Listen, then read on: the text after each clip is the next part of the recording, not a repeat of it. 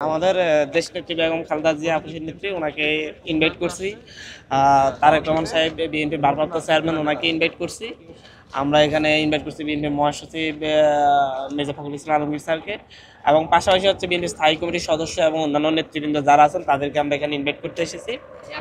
এখানে আমাদের সাথে বিএনপির সিনিয়র যুগ্ম মহাসচিব রুহুল কবির নেতৃত্বে আরো কয়েকজন ছিলেন, শহীদুদ্দিন চৌধুরী, আনি ভাই, বকুল ভাই সহ অনেকেই ছিলেন।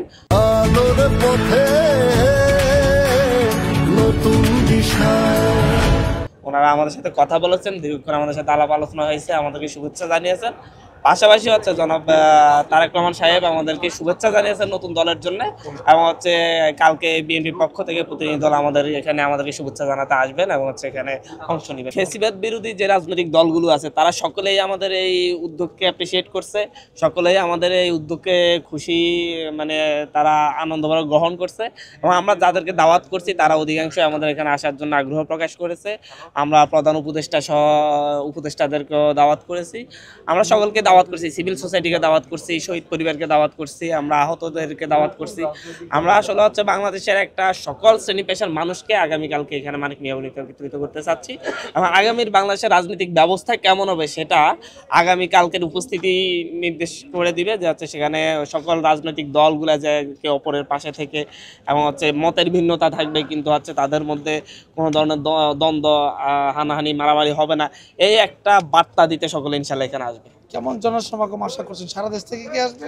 হ্যাঁ, সারা দেশ থেকে অনেক মানুষ আসবেন, এবং হচ্ছে সারা দেশ থেকে বিভিন্ন জায়গা থেকে মানুষজন এখনোই রওনা করছেন, আমরা জানতে পারছি।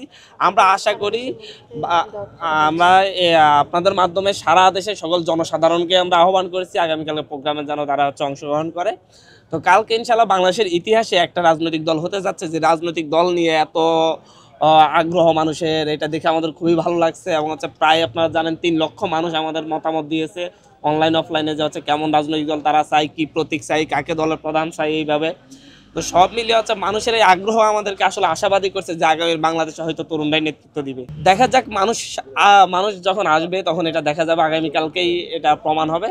তবে একটা বিষয় তো স্পষ্ট, বাংলাদেশের মানুষের রাজনৈতিক দল, গণমানুষের রাজনৈতিক দল রাজপথ থেকেই তৈরি হচ্ছে, এবং সেই রাজপথে মানুষরা অবশ্যই সাড়া দিয়ে আসবে। ছাত্রদের যে দলটা সংগঠনটা তারা হচ্ছে একান্তই তাদের ছাত্র সংগঠন, এটা কোনো ধরনের লেজুভিত্তিক বা কোনো ধরনের আমাদের কোনো সংগঠন না, আমাদের সহযোগীও না। সুতরাং সেখান থেকে যদি কেউ ব্যক্তিগতভাবে এখানে আসবে, কিন্তু দলীয়ভাবে আমরা ছাত্র সংগঠনগুলোকে দাওয়াত করছি, দলীয়ভাবে অন্যান্য ছাত্র সংগঠন আসলে তারা হয়তো আসবে, আমরা জানি না তারা কি করবে। তবে হচ্ছে আমরা বলছি যে হচ্ছে সারা দেশের ছাত্র জনতা, শ্রমিক সকলে এখানে অংশগ্রহণ করবে বলে আমরা আশা রাখছি। প্রস্তুতি কেমন? প্রস্তুতি চলছে, আমাদের মঞ্চ তৈরির কাজ চলতেছে, এবং পাশাপাশি মাইক লাগানোর কাজ চলতেছে। 10টা থেকে আমাদের এই কাজগুলা শুরু হবে।